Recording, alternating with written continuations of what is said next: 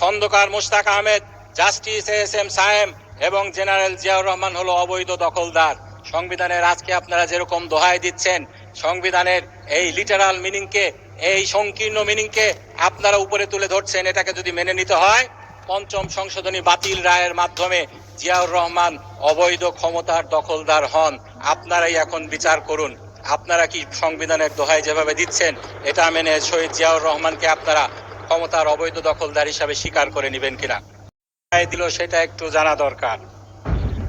গণভোটের প্রথম প্রশ্ন যেটা ছিল, মূল প্রশ্ন যেটা ছিল, আপনি কি জুলাই জাতীয় সনদ, সংবিধান সংস্কার বাস্তবায়ন আদেশ 2025 এবং জুলাই জাতীয় সনদে লিপিবদ্ধ সংবিধান সংস্কার সম্পর্কিত নিম্নলিখিত প্রস্তাব সমূহের প্রতি আপনার সম্মতি জ্ঞাপন করছেন?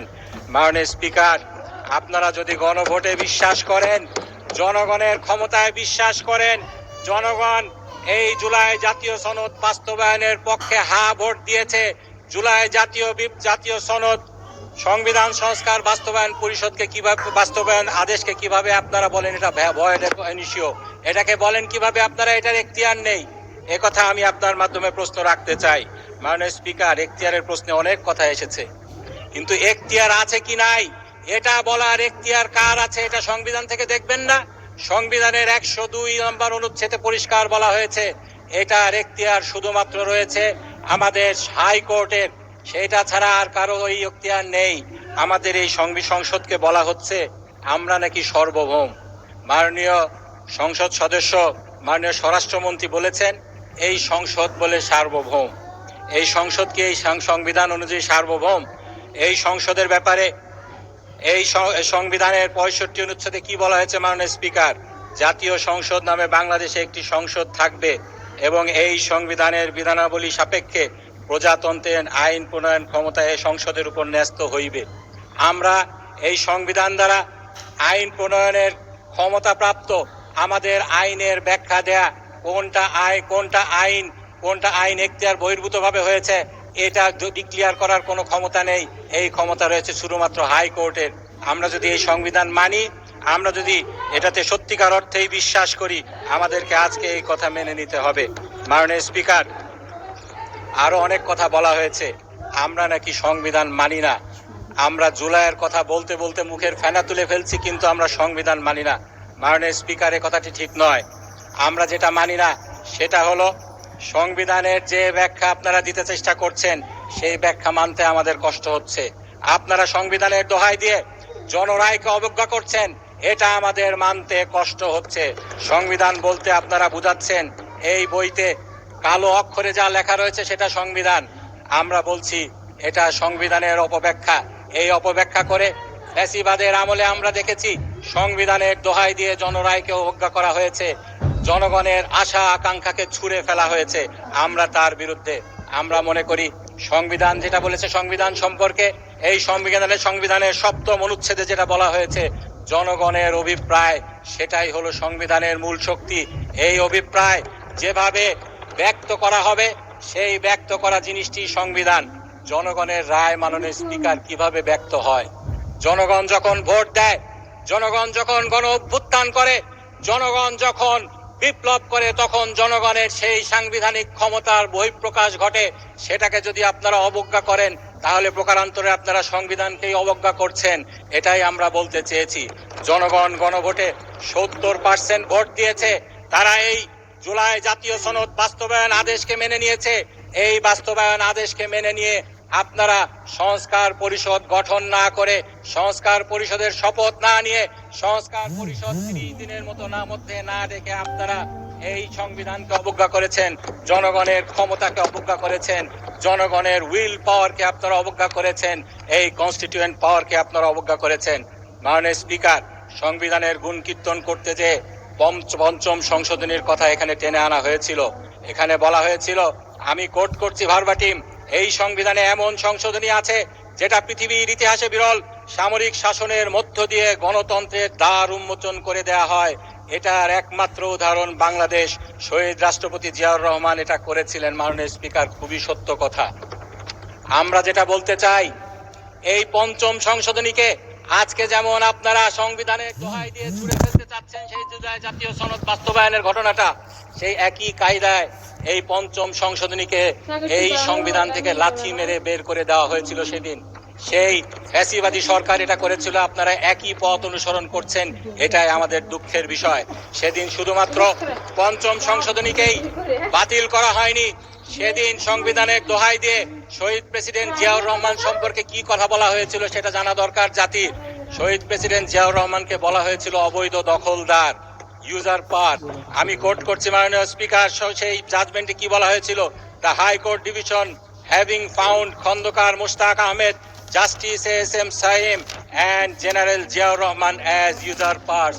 এটার মানে হলো হাইকোর্ট পেয়েছে, যেটা তারা সাব্যস্ত করেছে, Khondaker Mushtaq Ahmad, justice S M Saim এবং জেনারেল জিয়াউর রহমান হলো অবৈধ দখলদার। সংবিধানের আজকে আপনারা যেরকম দোহাই দিচ্ছেন, সংবিধানের এই লিটারাল মিনিংকে, এই সংকীর্ণ মিনিংকে আপনারা উপরে তুলে ধরছেন, এটাকে যদি মেনে নিতে হয়, পঞ্চম সংশোধনী বাতিল রায়ের মাধ্যমে জিয়াউর রহমান অবৈধ ক্ষমতার দখলদার হন।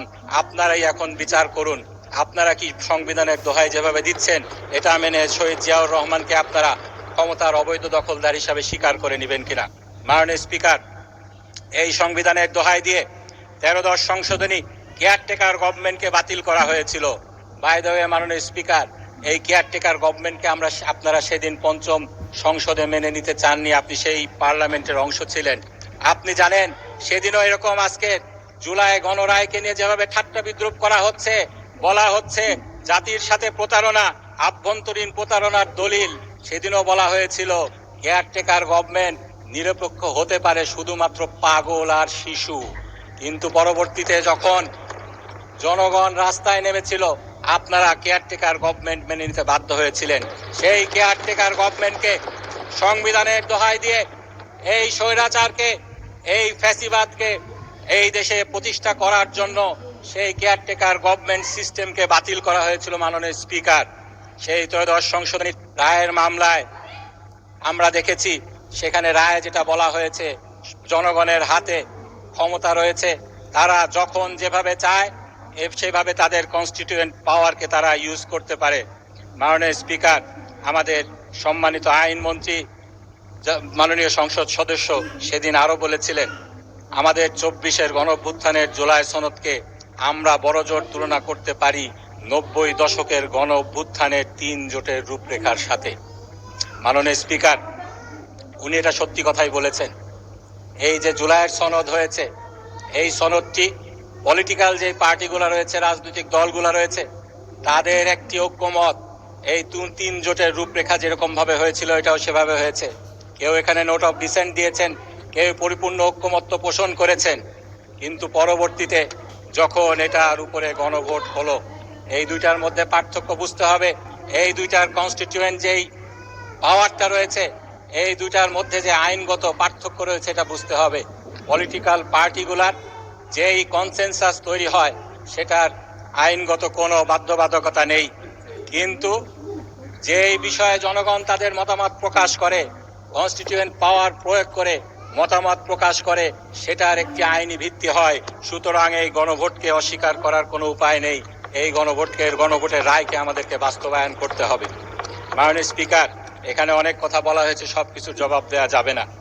এখানে বলা হয়েছে প্রেসিডেন্ট অনেক কিছু পারেন না, তাকে পারানো হয়। মাননীয় স্পিকার, আমাদের মাননীয় স্বরাষ্ট্রমন্ত্রী এটা প্রেসিডেন্টকে জিজ্ঞেস করতে পারেন কি পারেন না সেটি আরেকটি প্রশ্ন, কিন্তু যেই প্রেসিডেন্ট ফ্যাসিবাদকে জাস্টিফাই করার জন্য ফ্যাসিবাদের মাধ্যমে নির্বাচিত হয়ে সেই ক্ষমতায় আরোহণ করেছেন, তিনি অনেক কিছুই ফ্যাসিবাদকে, সেই অনেক কিছুই তিনি পারেন না, এটা স্বাভাবিক। তিনি যেটা পারতেন স্বাভাবিকভাবে সেটা তিনি করেছেন। দেশনেত্রী বেগম খালেদা জিয়াকে তিনি যখন দুদকে ছিলেন সেদিন তিনি জিয়া অরফানেজ মামলায় দোষী সাব্যস্ত করেছিলেন, কিন্তু তাকে জনগণ বিপ্লবের পরে অনেক কিছু পারিয়েছে, যার সরাসরি সুবিধাভোগী আজকের আমাদের সরকার দলীয় সংসদ সদস্যগণ। সেদিন তাকে কি জিনিস পারিয়েছিল আমি আপনাকে একটু বলতে চাই।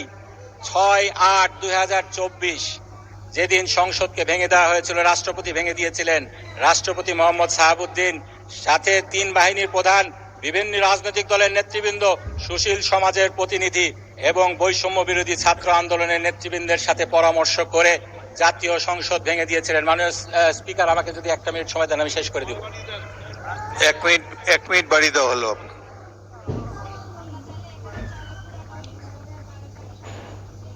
বিরোধী দল নেতা বলেন। 2 মিনিট। আচ্ছা, 2 মিনিট বাড়িয়ে দেওয়া হলো। 2 মিনিটে কনক্লুড করেন। মাননীয় স্পিকার, ধন্যবাদ আপনাকে। সেদিন রাষ্ট্রপতি 3 বাহিনী প্রধানের সাথে সব পরামর্শ করেছিলেন, রাজনৈতিক নেতৃবৃন্দের সাথে পরামর্শ করেছিলেন, সুশীল সমাজের প্রতিনিধির সাথে পরামর্শ করেছিলেন।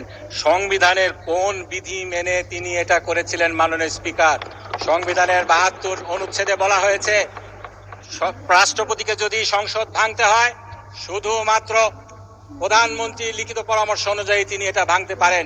সেদিন প্রধানমন্ত্রী তো ভারতে পালিয়েছিলেন, সেই প্রধানমন্ত্রীর কোন পরামর্শের ভিত্তিতে সেদিন এটা তিনি করেছিলেন? একই সাথে একই প্রেস বিবৃতিতে সেটা বলা হয়েছে বিএনপির চেয়ারপারসন বেগম খালেদা জিয়ার মুক্তিও একই পদ্ধতিতে দেয়া হয়েছে। বিএনপির চেয়ারপারসন বেগম খালেদা জিয়াকে এই সংবিধানের 49 ধারা মোতাবেক 49 অনুচ্ছেদ মোতাবেক মুক্তি দেওয়া হয়েছে।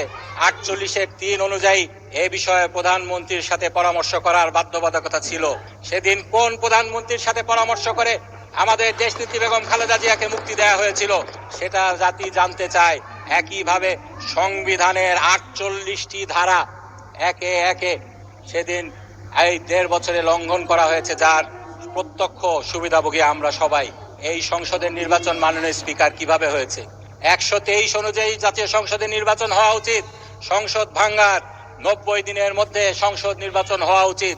সংসদ ভেঙে দেওয়া হয়েছিল সংবিধানকে লঙ্ঘন করে 26শে আগস্ট 2024 সালে। তারও প্রায় 1.5 বছর পরে নির্বাচন হয়েছে। সংবিধানের কোনো ধারা মোতাবেক সেই নির্বাচন হয়নি। মাননীয় স্পিকার, যেটা আমরা বলতে চাই মোটা দাগে, জনগণের ক্ষমতায় যদি আপনারা বিশ্বাস করেন, আপনারা বলেছিলেন সেই লক, হবস, সোশ্যাল কন্ট্রাক্ট থিওরির কথা, রুসোর কথা, আমি আরো বলতে চাই সেই ইস্তিয়াক পেপারের কথা, যেখানে জনগণের ক্ষমতাকে এই সংবিধানের উপরে তুলে ধরা হয়েছিল। সেই সংবিধানকে যদি আপনারা মানেন, জনগণের রায়কে যদি মানেন। ধন্যবাদ মাননীয় সদস্য।